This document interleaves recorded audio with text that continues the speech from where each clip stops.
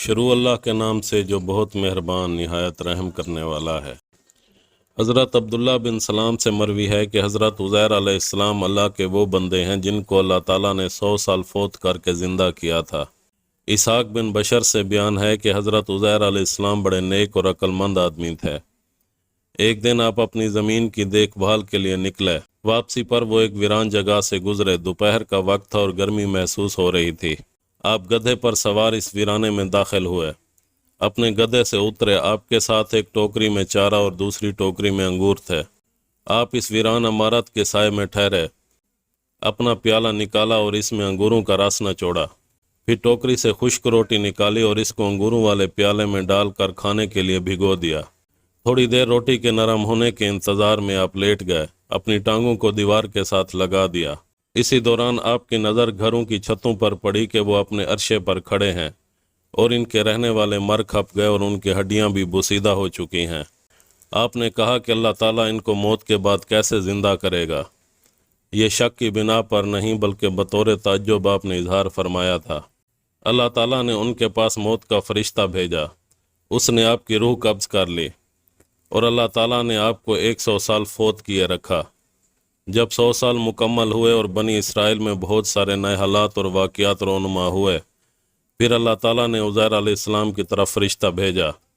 اس نے آ کر پہلے ان کا دل بنایا تاکہ وہ سمجھ سکیں، پھر ان کی آنکھیں بنائی تاکہ ان کے ساتھ مشاہدہ کر سکیں کہ اللہ تعالیٰ مردوں کو کیسے زندہ فرماتے ہیں۔ پھر تخلیق شروع ہوئی۔ آپ دیکھتے اور سمجھتے جا رہے تھے۔ مختلف اجزاء اکٹھے ہو رہے تھے۔ ہڈیاں اکٹھی ہوئیں، ان پر گوشت چڑھا، پھر بال اور چمڑا نمودار ہوا، پھر جسم میں روح پھونک دی گئی۔ وہ یہ سب کچھ دیکھے جا رہے تھے۔ پھر وہ اٹھ کر بیٹھ گئے۔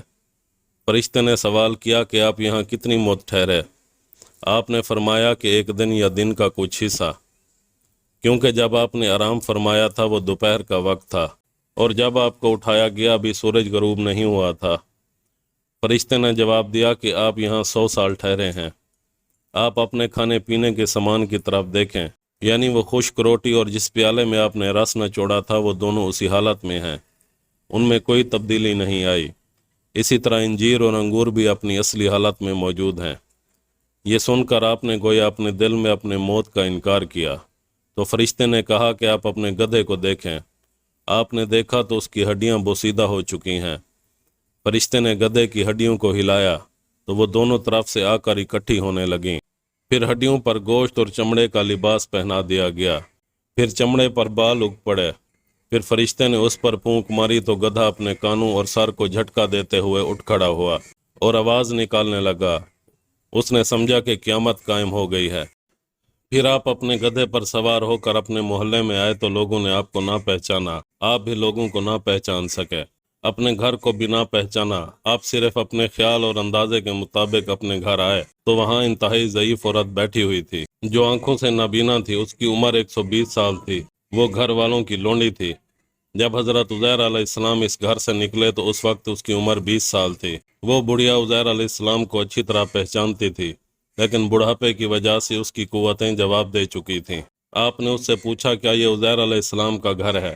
تو اس بڑھیا نے جواب میں کہا ہاں، یہ عزیر علیہ السلام کا گھر ہے۔ پھر وہ رو پڑی اور کہا میں نے اتنے سالوں میں کسی کو اس کا تذکرہ کرتے نہیں سنا، لوگ اسے بھول چکے ہیں۔ آپ نے فرمایا کہ میں عزیر علیہ السلام ہوں۔ اللہ تعالیٰ نے مجھے 100 سال فوت کیے رکھا، پھر دوبارہ زندہ کیا۔ اس نے کہا سبحان اللہ، عزیر کو تو گم ہوئے 100 سال کا عرصہ گزر چکا ہے، ہم نے اس کا تذکرہ کسی سے نہیں سنا۔ پھر آپ نے فرمایا کہ میں ہی عزیر علیہ السلام ہوں۔ اس نے کہا کہ عزیر علیہ السلام مستجاب الدعوات آدمی تھے۔ جس مریض کے لیے دعا کرتے تو وہ تندرست ہو جاتا، مصیبت زدہ کے لیے دعا کرتے تو اس کی مصیبت دور ہو جاتی۔ لہٰذا آپ دعا کریں کہ اللہ تعالیٰ میری نظر ٹھیک کر دیں۔ اگر تو عزیر ہے تو میں تجھے پہچان لوں گی۔ حضرت عزیر علیہ السلام نے اپنے رب کریم سے دعا کی اور اپنا ہاتھ اٹھا کر اس کی آنکھوں پر پھیرا۔ اس کی آنکھیں اللہ کے فضل سے درست ہو گئی۔ پھر آپ نے اس کا ہاتھ پکڑا اور کہا کہ اللہ کے حکم سے اٹھو، تو اللہ تعالیٰ نے اس کی ٹانگیں کھول دیں تو وہ صحیح سلامت ہو کر اٹھ کھڑی ہوئی، گویا کہ کسی رسی سے کھول کر آزاد ہو گئی ہو۔ پھر اس نے آپ کو دیکھ کر کہا کہ میں گواہی دیتی ہوں آپ عزیر علیہ السلام ہی ہیں۔ پھر وہ بڑھیا بنی اسرائیل کے محلے میں گئی۔ وہ لوگ اپنی مجلسوں اور محفلوں میں موجود تھے۔ حضرت عزیر علیہ السلام کے بیٹے اور پوتے بھی بوڑھے ہو چکے تھے۔ اس نے لوگوں کو پکار کر کہا کہ یہ عزیر علیہ السلام تمہارے پاس واپس آئے ہیں۔ انہوں نے اس عورت کو جھوٹا کہا۔ اس نے کہا کہ میں تمہاری آزاد کردہ لونڈی ہوں۔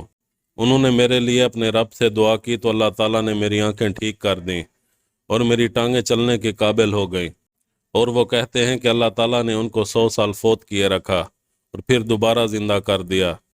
تو وہ لوگ سن کر آپ کے پاس اٹھ کر آئے۔ آپ کے بیٹے نے کہا کہ میرے باپ کے کندھوں کے دونوں درمیان ایک تل تھا، تو آپ نے اپنے کندھے سے کپڑا ہٹا کر کندھے کھول دیے۔ وہ تل کی نشانی دیکھ کر ان کو یقین ہو گیا کہ یہ عزیر علیہ السلام ہی ہیں۔